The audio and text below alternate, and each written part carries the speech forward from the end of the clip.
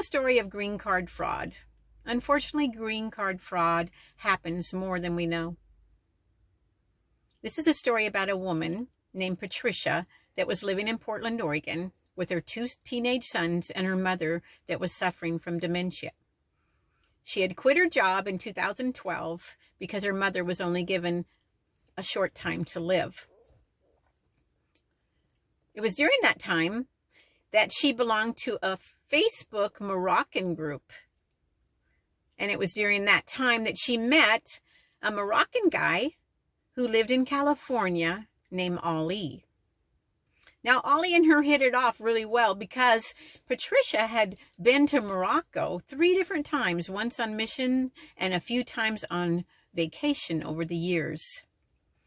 Now, Ali had won the lottery and was living in California.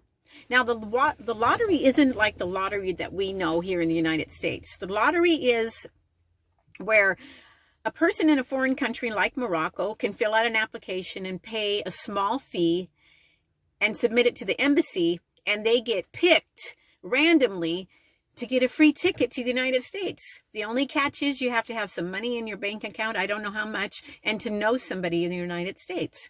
Well, Ali was living in California, and he had never been to any other state. He was new to the country, and so he wanted to go to Portland, Oregon to see the sights, and Patricia said that she would host him. So in the summer of July of 2012, Ali calls Patricia and says that he wants to come to Portland. And Patricia said she would happily host him. He said that he was going to be coming on July 26th and he was going to bring a friend. This friend's name was Nader, and he was living in California and they worked together, and he was there on a tourist visa. And he was from Amman, Jordan. Patricia was familiar with Amman, Jordan because her ex-husband was from there. So Ali and Nader show up on July 26, 2012 at Patricia's home. Patricia hosts them. She takes them out to see the sights. She takes them to Waterfront Park. There was a festival going on. She took them to Multnomah Falls. And it was during that time that Ali pulls Patricia aside and says, "Hey, what do you think about Nader?" Patricia didn't know what was going on. She didn't know that Ali was trying to play matchmaker. Patricia said, "Oh, he's cute and everything, but he's so young." Nader was in his 30s and Patricia was in her 50s. He said, "Well, I thought maybe you guys might hit it off, might get along, because Nader isn't able to find anyone in California, and I know that you've been single for a long time." Patricia didn't know what was going on. She didn't know that Nader was in the United States illegally. She didn't know that his tourist visa had expired. So Nader and Patricia start getting to know each other. They become friends. Ali and Nader go back to California, and Patricia and Nader have a long-distance relationship. They fall in love. Nader moves to Portland to be near her. And then the following year, Nader gets down on his knees and proposes to Patricia in front of her mom and her children. And that fall, in October of 2013, Nader and Patricia get married. They have a beautiful wedding. Patricia's oldest son gives her away. Nader's cousins and his friends come from California to be at the wedding. Now, before all of this, Patricia made sure that Nader was legit, she thought. She told him she couldn't have any kids and he was young, and that if he wanted kids, they shouldn't get married. But Nader made it perfectly clear to her that he did not want children at all. And then Patricia made sure that he was a Christian and not a Muslim, because she was a devout Christian and she would never marry someone from a different religion. Nader assured her that he was a Christian, his mom was Christian, and his father was a Muslim. So they went to church together, they read the Bible together, they prayed together. And they had a beautiful wedding. After that, Nader tells Patricia that his cousin had been sponsoring him for the green card to stay in the United States. But now that they're married, that Patricia would need to sponsor him, petition for him, and that Natter's cousin would be the co-sponsor. Well, Patricia thought, okay, that's fine. We're married now. I can do that. So in the meantime, that year, Patricia had gotten Natter a job working at a food cart in downtown Portland because he didn't have a Social Security card or a work visa to work. So he was working under the table at a food cart for over a year. They were doing pretty good. She had bought him a little car. They were living a nice life. They were newlyweds. They would take small mini trips. He got along really well with her family, his mother.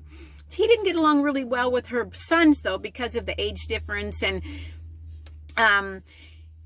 her sons didn't want to accept him as a stepfather. So Patricia never wanted that anyway. She wanted him to be a friend to them. So he would take them rock climbing and out to the shooting range. And they were all just getting along really well.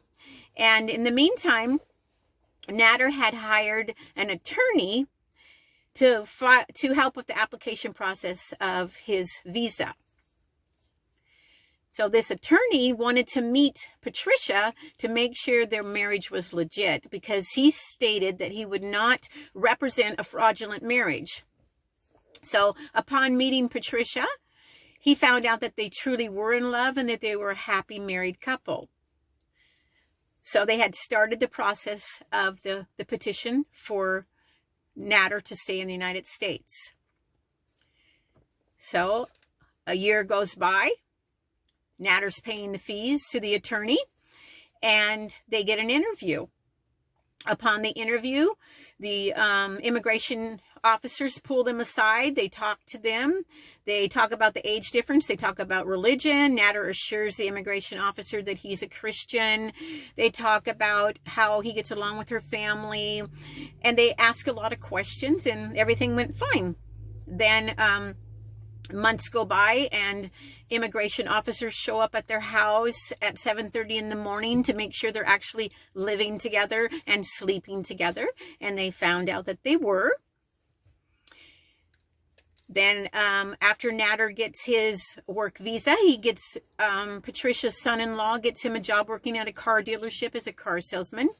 They're doing really well. Patricia and Natter are. They get along really well. They're having lots of fun. They're in love. Natter tells Patricia, "You'll never have to worry when you get older. I'm always going to take care of you. I love you so much." He would get her gifts. He would throw her birthday parties. They would have great Christmases together. They would do things with her family. They were having a really good time. They were truly in love. Despite the age difference, people looked at them and said, they make a really great couple. And Patricia's children would say, you know, my mom's older, but she's youthful. She's young-hearted. This just really works. I'm so happy that she's finally happy. She has somebody that really fits with her. So, year 3, Nabil gets his green card. He gets approved to stay in the United States. He starts to change like a different person. He starts being abusive to her, picking fights with her sons. He starts drinking. He starts getting angry and lying and going out and saying he was somewhere out, going out and saying he was with his friends, but doing something else. Just really a different person. He wouldn't go to church with her anymore, wouldn't read the Bible with her anymore, wouldn't pray with her anymore. It just stopped. He was a different person. He actually went on a trip overseas to see his family. He always told her that if they ever went back overseas, that he would take her with him to meet his family. He went alone. His excuse was they didn't have enough money for her to go, but that could have been arranged where they could have got the money for her to go. And while he was overseas, he hardly corresponded with her. He was gone for 3 weeks. While he was gone, Patricia had found Natter's suitcase in a spare bedroom and looked in it and found a copy of the Quran and an Islamic prayer cloth. She was shocked that she had found that, because Nader had actually lied to her and said he was a Christian when he was therefore a Muslim. So all of these things started coming up. All these red flags started coming up. He had lied to her. He had deceived her. So when he got back from Amman, Jordan, they got into a very big fight. And it was during that time that he chose to move out and leave her. And 2 weeks later, he filed for divorce. It was during that time that Patricia did a lot of investigating and found out that he had a secret savings account, that he was saving money and sending money back overseas to his family, money that was coming out of their household that she didn't know about. He was sending to his family. Patricia was devastated. Her family was broadsided, that they were deceived and used by this man to stay in the United States. They were absolutely broadsided. They were absolutely shocked that this man could do this, and that they had their suspicions in the beginning, but he had gained their trust. Patricia had put on the divorce decree that she felt that he had fraudulently used her, that the marriage was a fraud. But nothing was done. The judge signed the divorce decree. Patricia then went down to immigration office in downtown Portland and told the immigration officers, wrote a report and told the immigration officers that she felt Nader had used her for the green card and that it was fraudulent. They said that there was nothing that they could do because he was already legal. But if anything, he did any criminal acts in the United States, he would be deported. If he did any criminal acts, a red flag would come up on his passport. If he tried to leave the United States, a red flag would come up on his passport and he would be investigated. As time went on, in 2016, the divorce was final. Nabil had moved on. He actually got married a year later. And Patricia and her family were left without justice. Justice was never served.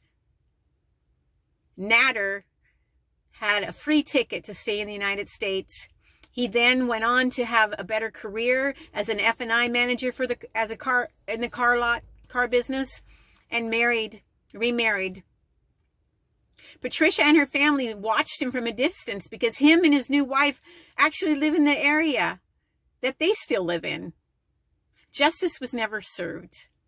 Let this marriage be an example to you. That's the reason why I'm telling this story today. And so this marriage can be an example to you for the red flags that you should be aware of.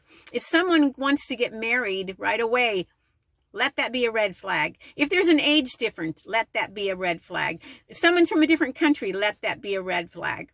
All of these signs that Patricia should have looked at closer. But you know what? Love can be blind.